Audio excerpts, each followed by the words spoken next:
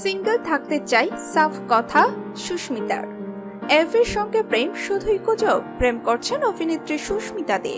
এমনই গুঞ্জনে হইচই টেলিপাড়ায়। সিরিয়ালের অনস্ক্রিন নায়ক এভি ওরফে অভিনেতা সাহেব ভট্টাচার্যের সঙ্গে তার সম্পর্কের গুঞ্জন শোনা যাচ্ছে। একই সিরিয়ালে কাজ করতে গিয়েই নাকি প্রেমের সূত্রপাত দুজনের মধ্যে। দীর্ঘদিনের প্রেমিকের সঙ্গে বিচ্ছেদের পরেই সাহেবের সঙ্গে নতুন প্রেমের গুঞ্জন। রাতারাতি লাইমলাইটে উঠে আসেন সুস্মিতা। সত্যিই কি প্রেম করছেন অভিনেত্রী? প্রেম জীবন নিয়ে অকপট সুস্মিতা।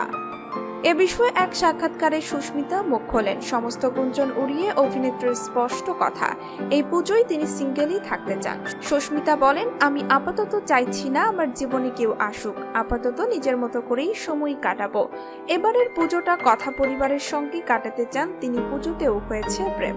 পুজোর প্রেম প্রসঙ্গে সুস্মিতা বলেন, ছোটবেলায় প্রচুর প্রেম হয়েছে তার। তখন চোখে চোখে কথা হতো।